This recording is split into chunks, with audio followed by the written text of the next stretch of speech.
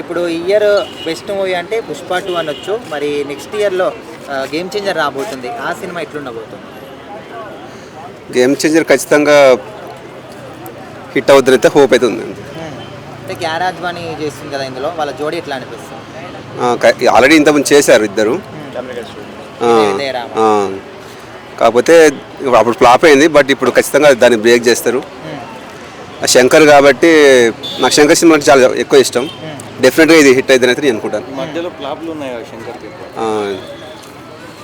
శంకర్ మామూలు చెప్పాలంటే తన ఓన్ స్టోరీస్ కంటే వేరే వాళ్ళ స్టోరీస్ని బాడీ చేస్తాడు. ఫస్ట్ టైం కార్తీక్ సుబ్బరాజు కూడా మంచి రైటర్. సో డెఫినెట్గా ఈ ఇద్దరు కాంబినేషన్ కాబట్టి మంచిగా వస్తుంది అనుకుంటాను. ఇప్పుడు స్టార్ లైఫ్ ఎలా చూస్తారు అంటే ఇట్టు కంటే కలెక్షన్ల పరంగా చూస్తున్నారు. అలాంటి రామ్ చరణ్ గారు ఇప్పుడు గ్లోబల్ స్టార్ కదా, 1000 కోట్ల క్లబ్లో చేస్తుంది అంటారా? ఐ హోప్, నాకైతే హోప్ ఉంది ఖచ్చితంగా. కలెక్షన్లు అని కాదు, సినిమా బాగుండాలని అనుకుంటాను. ఎప్పుడైనా కొన్ని సినిమాలకి కలెక్షన్స్ బాగుంటాయి కొన్నిసార్లు, కానీ సినిమా వచ్చేసరికి అంతేముండవు. డాకు మహారాజు కూడా వస్తుంది కదా, సో ప్రతి సంక్రాంతి బాలకృష్ణ గారిదే అంటుంటారు. సో ఈసారి మరి రామ్ చరణ్ గారిని పక్కన ఎత్తేస్తారంటారా? డాకు మహారాజు యాక్చువల్లీ టీజర్ బాగుంది,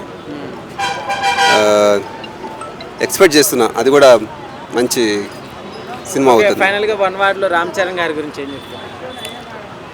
రామ్ చరణ్ యాజ్ చిరంజీవి, ఒకప్పుడు చిరంజీవి ఎట్లా వెళ్ళిండో మళ్ళీ అలా వెళ్ళబోతాడని అనుకుంటున్నాను.